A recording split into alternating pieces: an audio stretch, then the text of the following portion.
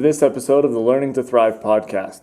Today we're going to be talking about the faith skill of Sabbath, and in particular the practice of rest.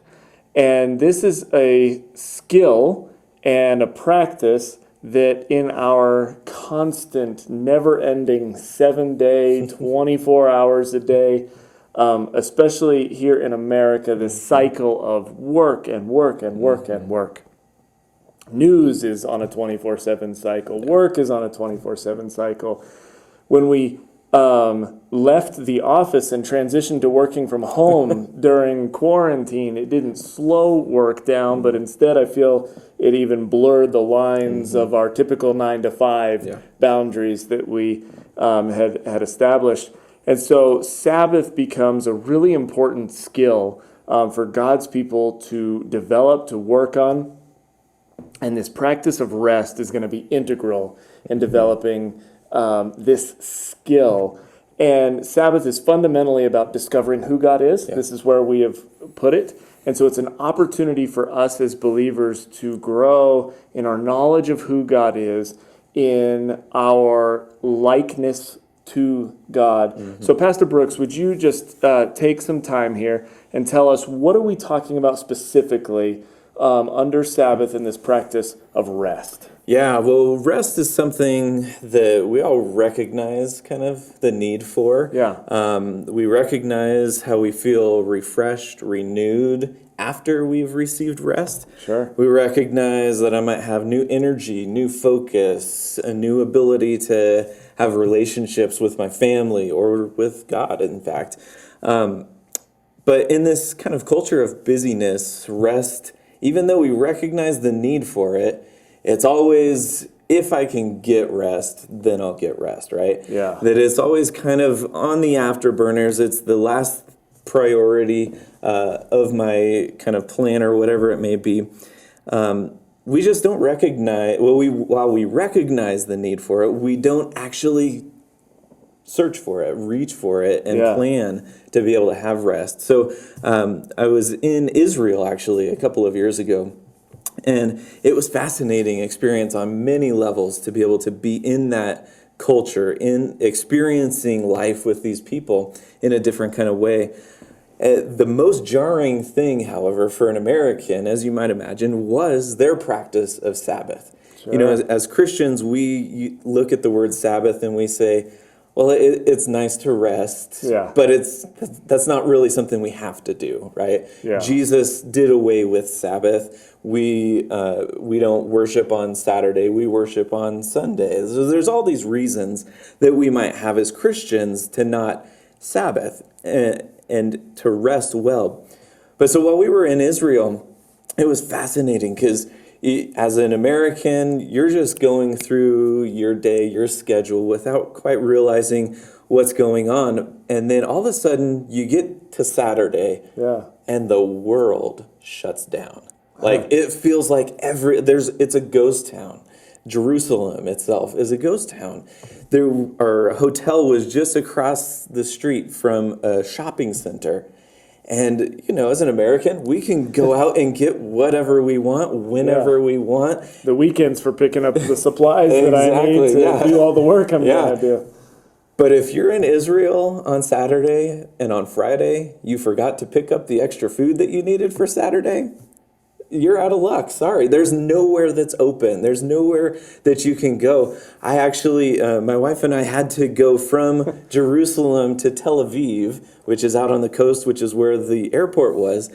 We had to travel on Saturday, and we didn't realize how difficult it would be even to travel, because all of the state-sponsored travel options, from taxi cabs to trains to everything, closed on Saturday. Wow. So it was just fascinating how disruptive it was.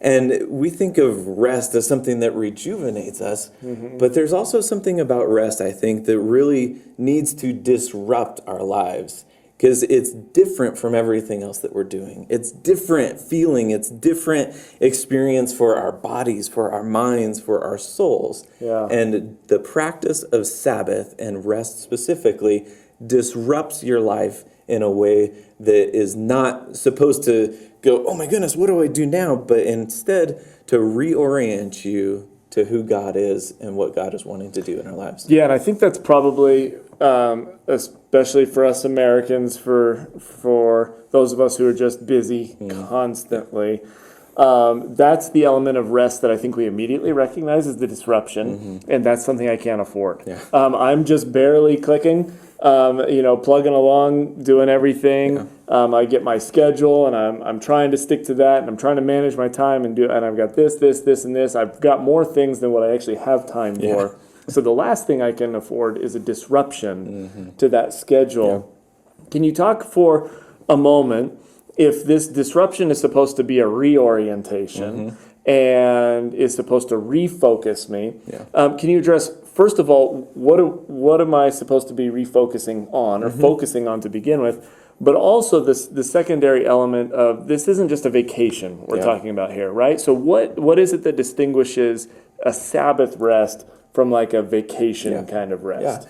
Yeah. The interesting thing even about vacations is that when we as Americans especially take time to rest, so often we fill that rest with stuff, right? That when we're on vacation, we're constantly doing things. When we're taking a day off from work, what are we doing? Work at home, right? We're doing yard work or fixing the house or whatever it might be. My family has itineraries for our vacations. That's we'll all get that printed out and everything when we take family vacations. Yeah, and how many times have you gone on a vacation and come back and gone, whew, I feel like I need a vacation from my vacation, right? Right. That we don't rest well. But you're right that it's not just a day off or a vacation when we think of Sabbath rest. What we're really trying to do, like you said, is this reorientation. It's a reorientation of our lives, of our mind, of our wills, of our souls, of our schedules, to say it's not so much the things that I have to do, but how do I focus myself, my mind, my schedule, my life on God, on what God wants to do in me, through me, what He has already done in me and through me. And this idea for me to understand, who is it that God says that I am?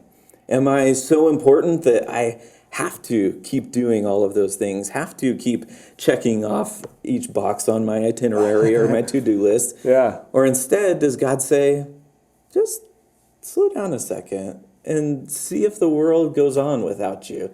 See if it's able to live, if life is able to move on, even if you're resting. So we might say, and you even said this statement that I'm so busy, there's no way that I can rest, right? Yeah. But I think what we really should say about ourselves and our life is I'm too busy not to rest. Because if I don't get that rest, if I don't get that time that I need, and especially if I don't get that reorientation of who my work is for, then I'm missing the point altogether. Yeah, and you mentioned this idea of taking a rest to see if the world goes on without me. So a large part of this is maybe the responsibility that I carry on my shoulders of feeling like I have to get all this stuff done. So many people are counting on me or dependent upon me. What would you say to the person whose motivation comes from the other direction and is more concerned with maybe that fear of missing out? And saying, so for instance, with our family vacations, the reason we would do an itinerary like that is because we were going somewhere.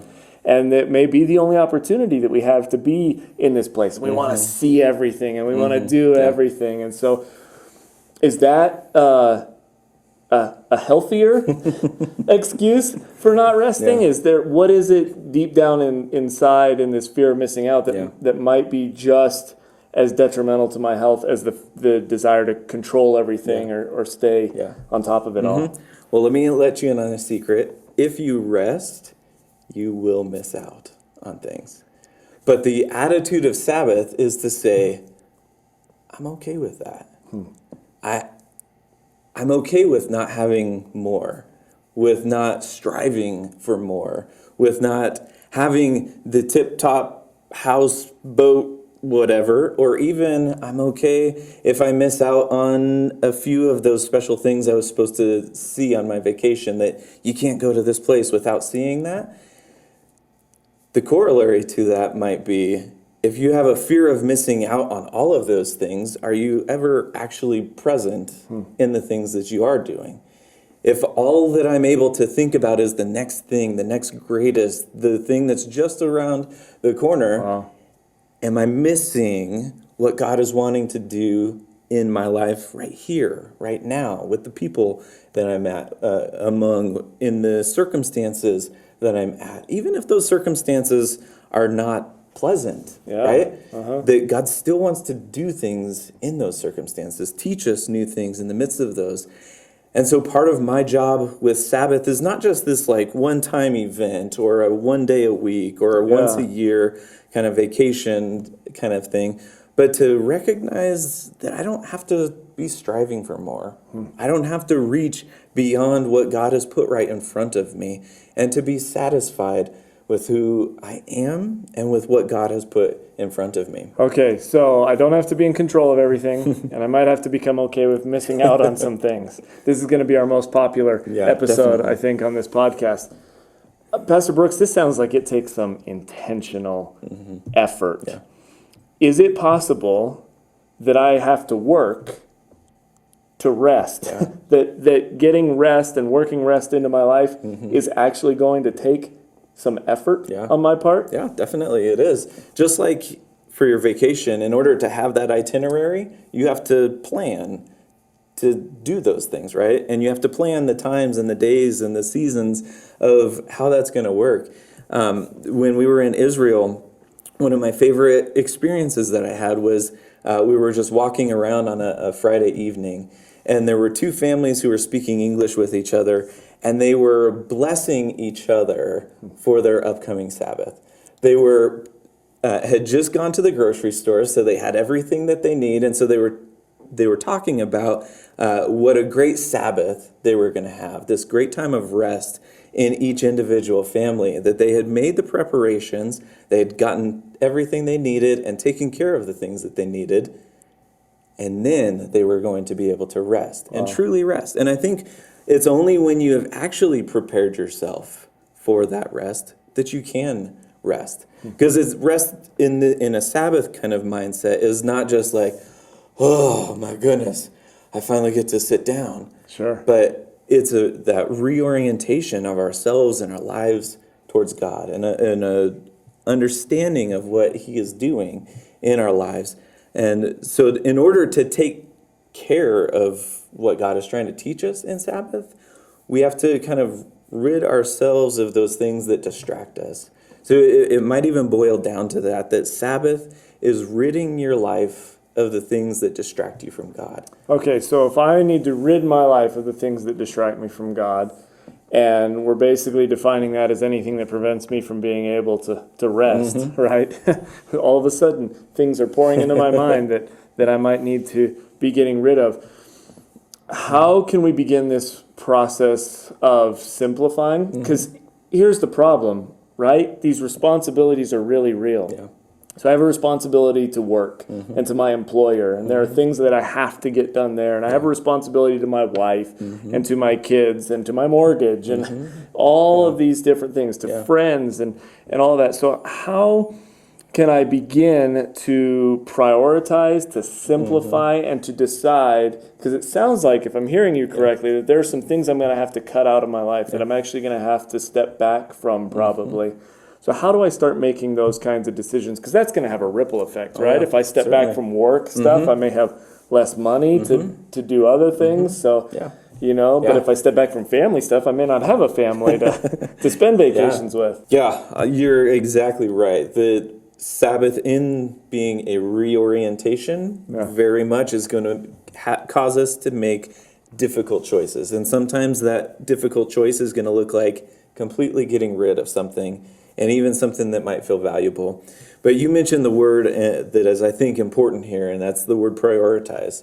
That not just within myself, but in conversation with my family, my workplace, with God Himself, that you're going to have to say what is most important, and even perhaps make a list of those things. What are the things that I actually value? What are the things that God actually wants me to be involved with in my life? And that, I think, is a key word, is most important, because all of it's important, or at least it feels important. And there are a handful of things that are legitimately important. But what is most important? So, how can I begin to simplify that? Yeah, certainly. And then once you have identified kind of those key elements of your life and what God wants you to be involved with, that we have to be God honoring with those things.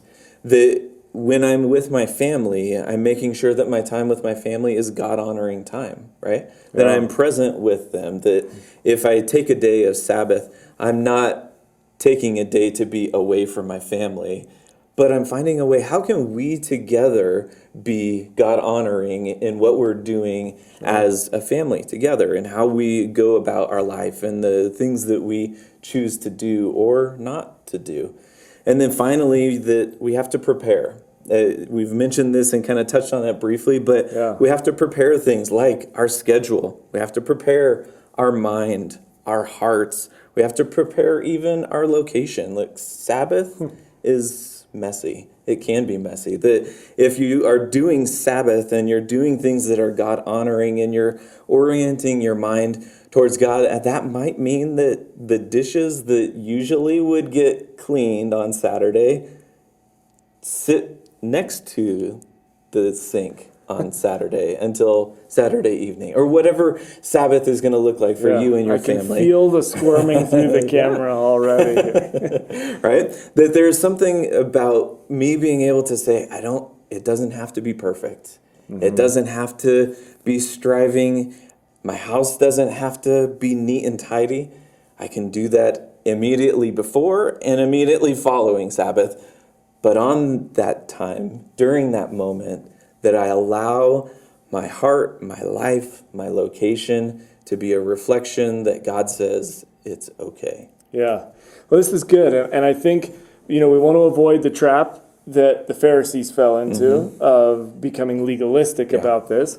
But at the same time, I want to encourage you, if you're hearing what Pastor Brooks is talking about and you're thinking, well, I can do everything but the dishes, right? Maybe that is the place that you're going to need to start. So, okay, walk me through a Sabbath day in the Gerson household. Like, what might this look like for you as you're preparing for Sabbath and then actually executing it and living out this rest? Yeah, well, let me tell you, first of all, that there are some days where we do it really well, and there are other days where it's a struggle. We haven't prepared well to do Sabbath. But one of the things that my wife has really taken upon in her heart is in this idea of Sabbath is that it's a sweet thing. It's not something that we have to fear, but it's a sweet thing. And so when we do a Sabbath as a day or even half a day or whatever it might be, we often like to start with something sweet, to remind our children and ourselves that this is something good. It's something that we can anticipate and look forward to.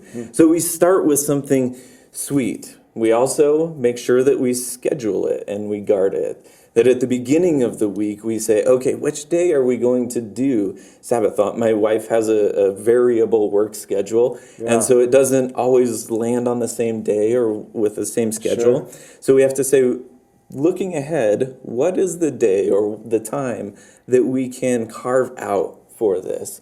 And we have to guard that. That there aren't things that are going to infringe upon it. We aren't going to allow things to say, oh, this is all of a sudden risen in priority level because we've identified that Sabbath is priority for us. So we can't all of a sudden on Friday, in preparation for a Saturday Sabbath, say, oh man, we can't do this anymore. We have too much stuff. No, we schedule it, we guard it, and then we talk about it. We plan for it. We say, what do we need to do? How do we need to arrange our life to make this happen? That we don't just get to Saturday and then say, oh man, we were supposed to be Sabbathing today. Whoops. Okay. But we've arranged our life and set a season of anticipation for it. And then finally, I think, and most importantly, is and not being legalistic about Sabbath and saying you can do this, can't do this, can do this, can't do this. But Sabbath is really about our whole life. That if I miss the deadline for Sabbath by 30 minutes, that I don't have to think, oh my goodness, the world is ending now. Yeah. But instead, if Sabbath is about my whole life, it changes the way that I live, not just on Saturday or Sunday or whatever, but it changes the way that I live every day. That it changes my priorities, it changes how I plan and schedule, it changes the things that I do and that I'm engaged in. That Walter Brueggemann has this wonderful quote, I think, that says, people who keep the Sabbath live all 7 days differently. So you have to walk through life with that mindset, like we've talked about, that I don't have to be striving for more. If I'm not striving for more, then if I have to take a little pay cut at work, that's not quite as big a deal. I still will feel it. Yeah. But it means that I don't have to have more, extra, top. And I can be satisfied with what God has put in front of me. And that sounds like the heart that Jesus has when he constantly talks about this idea of Sabbath in the New Testament is offering this rest to anyone who needs it. And it feels like what he's trying to say is, let me give you a break from all of the craziness. Yeah. From the desire of the human heart for more, this greed that we all have kind of innate within us, right? This discontentment with life, and everything would just be better if I just had a little bit more. We know from research, from studies, from our own personal experience that isn't actually true. Yeah. And yet it's so deceiving in that moment. We just feel like, but if I just had this, right? Yeah. So what a good teaching on trying to be deliberate. Not trying. We have to be deliberate. Yeah. You have to be deliberate and intentional about creating this time of rest, this season of rest, where you're able to dedicate that to God, to honor God, and to reflect on Him, what He's provided for us, and to live content in all of that. So thank you, Pastor Brooks, for this discussion on rest, and we will see you again next time.